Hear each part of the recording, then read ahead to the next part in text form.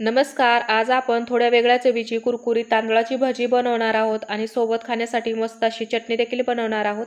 चला तर मग रेसिपीला सुरुवात करूया. तर इथे मी 1 कप तांदूळ स्वच्छ पाण्याने धुवून 4 ते 5 तास पाण्यामध्ये भिजवत ठेवले आहे. तुमच्याकडे जर जास्त वेळ नसेल तर तुम्ही 1 जरी तास भिजवला तरी चालेल.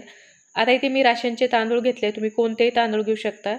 आता तांदळातील पाणी काढून घ्यायचे आणि तांदूळ आपल्याला एका मिक्सरच्या बाउलमध्ये काढायचे. यामध्ये थोडंसं पाणी घालायचं आहे. खूप जास्त पाणी घालायचं नाही. जेवढं मिक्सरला फिरवायला पाणी लागेल तितकं पाणी टाकायचं आहे.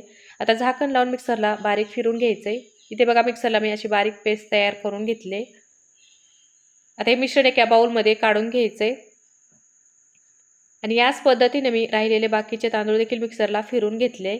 इथे मी 2 उकडलेले बटाटे त्याची साल काढून घेतले. आता हे बटाटे आपल्याला मिक्सरच्या बाउलमध्ये टाकायचे. यामध्ये देखील थोडंसं पाणी घालायचे आणि झाकण लावून मिक्सरला बारीक फिरून घ्यायचे. आता इथे मी बटाटे देखील मिक्सरला बारीक फिरून घेतले. आता हे बटाट्याचे मिश्रण तांदळाच्या पिठामध्ये घालायचे. आता या पिठाला आपल्याला फेटून घ्यायचे. तुम्ही मिक्सरने किंवा असं हाताने जरी फेटून घेतलं तरी चालते. मला हाताने सोपं जाते त्यामुळे मी हातानेच हे मिश्रण चांगलं फेटून घेणार आहे. पिठाला जेवढं फेटेल तेवढं पीठ हलकं होतं आणि भजी चांगली कुरकुरीत होतात. आता इथे पीठ मी 2 ते 3 मिनिटं व्यवस्थित फेटून घेतले. बघू शकता पीठ चांगलं हलकं झालंय. यामध्ये आता चवीनुसार मीठ घालायचंय. 1 चमचा जिरे, बारीक चिरलेली हिरवी मिरची. तर हिरवी मिरची तुम्ही तिखट आवडीनुसार कमी जास्त करू शकता. नंतर भरपूर सारी कोथिंबीर टाकायची. आता हे सगळं साहित्य चमच्याने व्यवस्थित मिक्स करून घ्यायचंय. तर हे पीठ तयार झालं की लगेचच याची भजी बनवायला घ्यायची. पिठाला खूप जास्त वेळ ठेवायचा नाही तर पीठ पातळ होऊ शकतं. आता पीठ जर तुम्हाला पातळ वाटत असेल तर तुम्ही यामध्ये 1 चमचा तांदळाचं पीठ किंवा 1 चमचा मैदा जरी घातलं तरी चालते. आता इथे सगळं साहित्य पिठामध्ये छान मिक्स करून घेतले. याची आपल्याला लगेचच भजी बनवायला घ्यायचे. इथे मी तेल गरम करायला ठेवले. तेलामध्ये थोडंसं पीठ सोडायचं. पीठ जर फुलून वरती आलं की तेल आपलं चांगलं गरम झालं असं समजायचं. सुरुवातीला पाण्यामध्ये हात बुडवायचा आणि नंतरच भजी सोडायचे म्हणजे भजी पटपट पडली जातात. तेलामध्ये भजी छोटी छोटी टाकून घ्यायची म्हणजे दिसायलाही सुंदर दिसतात आणि खायलाही खूप छान लागतात. आता इथे मी कढईमध्ये जितकी भजी बसतील तितकी टाकून घेतली. लगेचच याला हलवायचं नाही. थोडंसं सेट होऊ द्यायचे.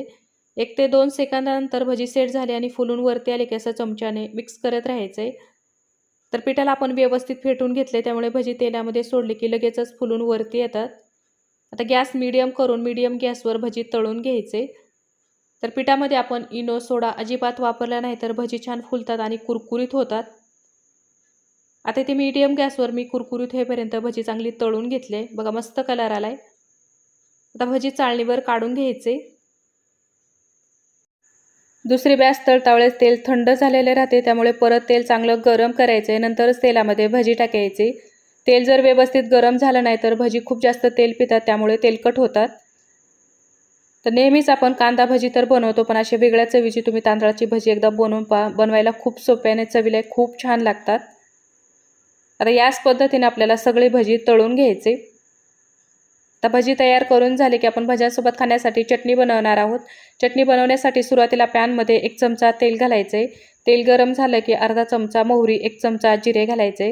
आता जिरे मोहरी तडतडले की 1 चमचा चणा डाळ, 10 ते 12 लसणाच्या पाकळ्या, 5 ते 6 कढीपत्त्याचे पानं, 3 ते 4 सुक्या लाल मिरच्या घालायचे. आता याला चांगलं मिक्स करून घ्यायचे.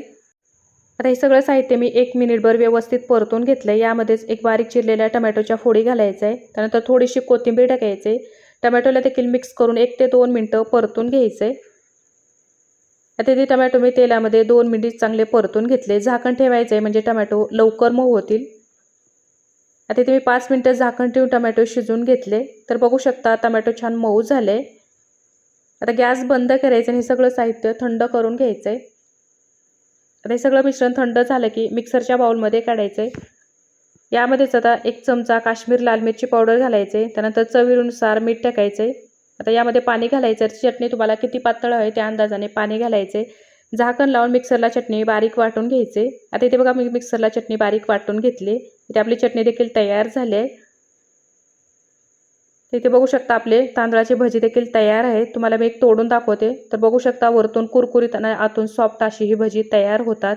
ही चटणी सोबत खायला देखील खूप छान लागतात. तर या पद्धतीने तुम्ही तांदळाची भजी करून पहा आणि कसे झाले मला हे खाली कमेंट करून नक्की सांगा. रेसिपी आवडली असेल तर लाईक आणि शेअर करा. पुन्हा भेटूया अशाच एक छानशा रेसिपी सोबत.